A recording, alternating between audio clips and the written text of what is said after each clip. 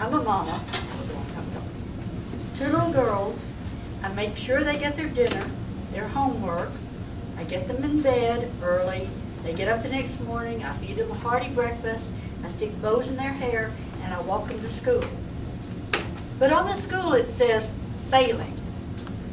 So I'm supposed to take my little girls and put them in a failing school.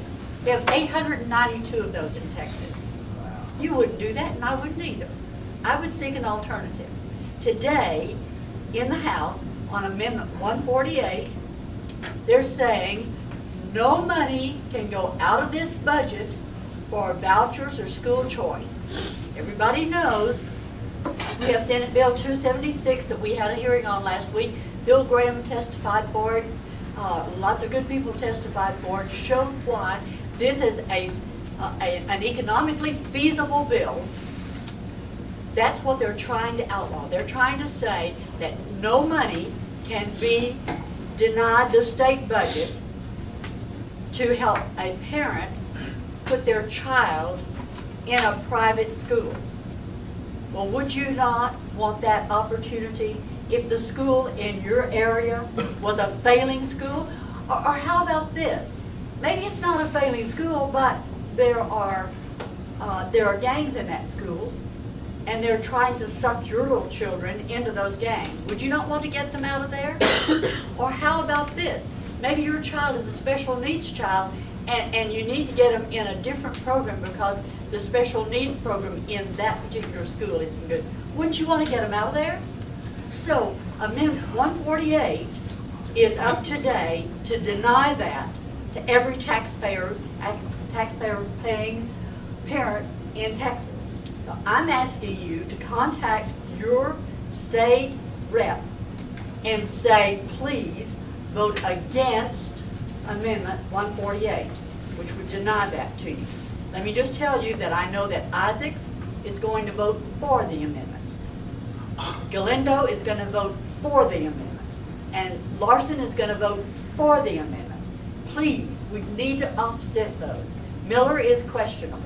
So those many I know about. Some of the other ones I don't know.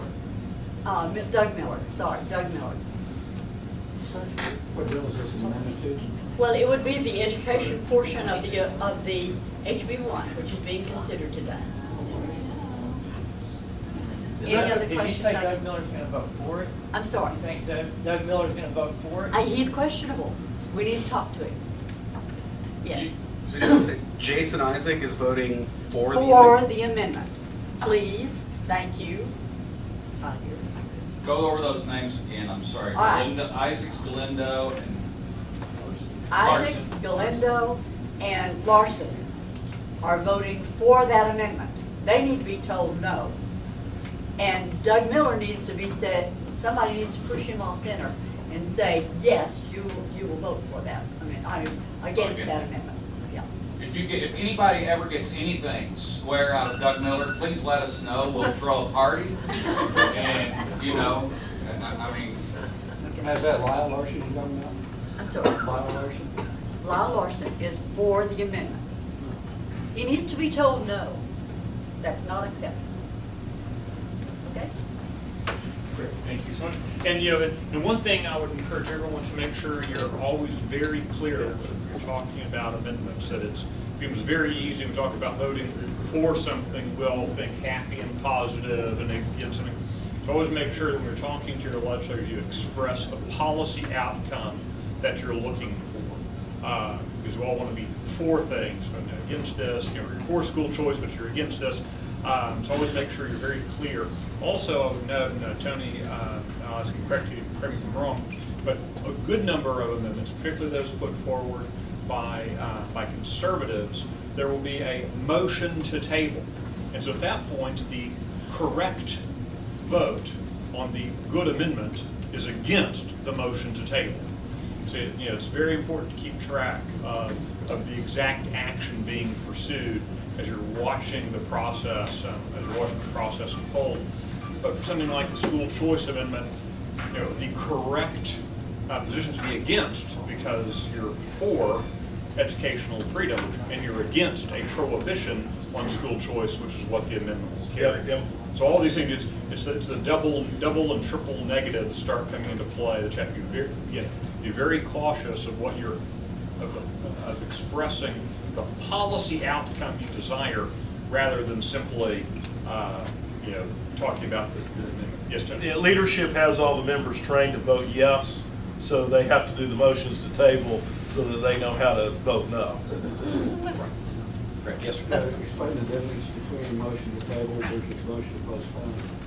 All right, Tony, do you want to explain it? Yeah. Then we'll do it to So a motion to table, and I'm not as much, I'm more of an expert on house rules than I am on Robert's Rules of Order, though I'm learning both. Motion to table sometimes a misnomer. It developed as, a motion to lay a subject on a table, and then we pick it up off the table and work on it at a later time. And there actually is a motion for that in the House Rules called motion to table subject to call. And you would lay it on the table, and then we'll go pick it up off the table, work on it again. Under House Rules, there is the straight just motion to table is just a nomenclature for a motion to kill the bill or the motion, whatever the primary motion is. So if there's an amendment, the motion to table will defeat it. It is effectively just, like I said it as a joke, but it's kind of true. Everybody likes to vote yes. As a general rule, most of these guys like to vote yes. And so whenever leadership comes in and says, I'm moving to table, it's a clear indication from the author of the bill, from the speaker, from whomever, we expect you to vote with us and to get rid of this. Sometimes they say, well, we'll leave it up to the will of the House. As if we're letting you have discretion this time, but normally you don't get to have discretion. You get to have discretion this time, will of the House. Anyways, that's what that is. And it's pretty rare that a motion to table is defeated because of that kind of psychology that works. It is, in fact, a motion. There is a motion to postpone. You can postpone a bill, an amendment would be difficult to postpone. You could do it, but you can postpone to a time certain. That is a proper motion. It's used from time to time. And you'll actually probably see that today. Yeah, in fact, you will see that today because there will be amendments that were offered. There's the 350 plus amendments that were offered. So as they start working through, and something happens to Article 1, a particular program in Article 1, well, you move down the packet, you get to the next amendment that referenced that article in Article 1. And if funding was reduced or funding was increased, they have to make changes to the language. And when they get to that amendment, they will recognize that regardless of what any one of us might think about the policy outcome, there's now a drafting problem with the bill. There was a legislation where the bill, actually where the amendment no longer does what it says it does because it doesn't exist anymore. So they'll postpone for time certain while the clerks redraft and redistribute, then they'll come back 15-30 minutes later, they'll pick it back up again. So you'll see those sort of things happen. They're very technical. When you see that, because there's a technical problem with the bill, often created by something that happened a little earlier. To Joe's point about the watching out for the being trained to vote yes on motions to table. We saw this in glowing technicolor last legislative session on the House floor. Got about halfway through the process when the members were just shouting yes and no to everything because they were tired and they didn't know what was going on, and they heard there was $2 margaritas down the street or whatever was going on. Michael, they're free margaritas. Oh, free margaritas. Always free. Forget about that. They're always free Always margaritas. And an amendment came up. You're not a legislator. Dealing with Medicaid, and it was an amendment by John Sullivan, by Lon Vernon.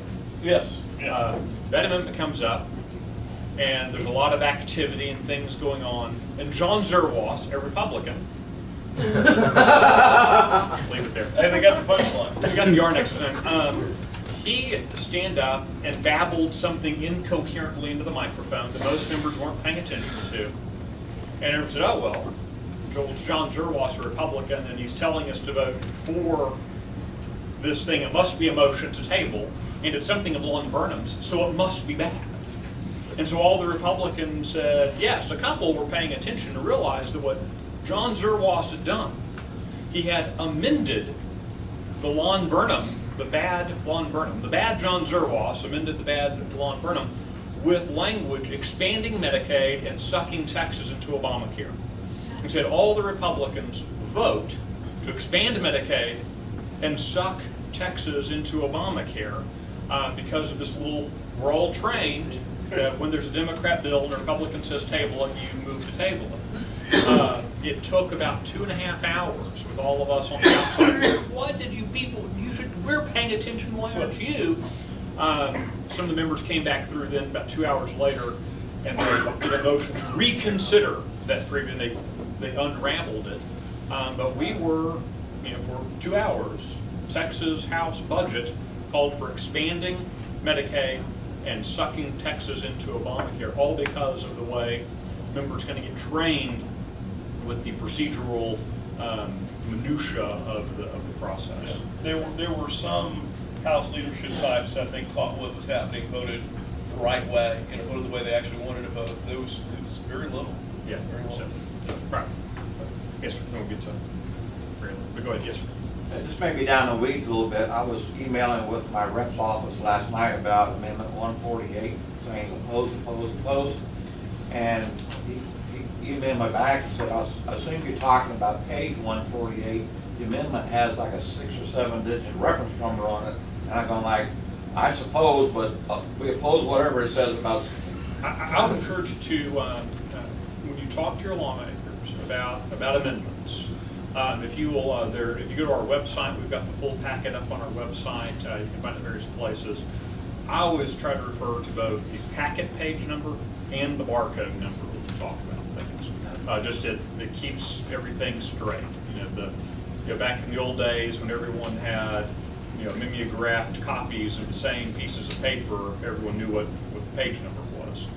It gets a little more complicated when we're talking about PDFs and Word documents, and people change the fonts on their iPads and all those other kind of things.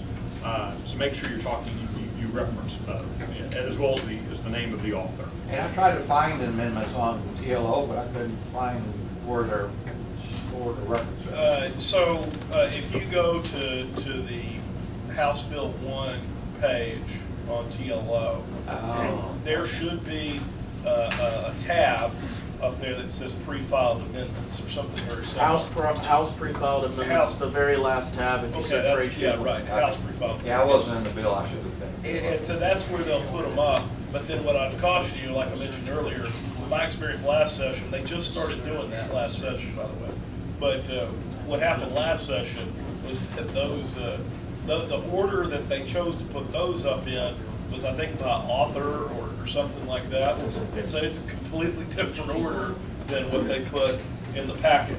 So it'll throw you off. Okay. Amendment 148 might be considered in the 13th position, and there's use multiple reference points to guide this. Is that Gonzalez or Howard? Pardon? Is that Gonzalez or Howard? Howard. It's by Abel Herrera. Herrera. Thanks, man. Barry Allen, Christian Slugger from Eagle Forum. What do you guys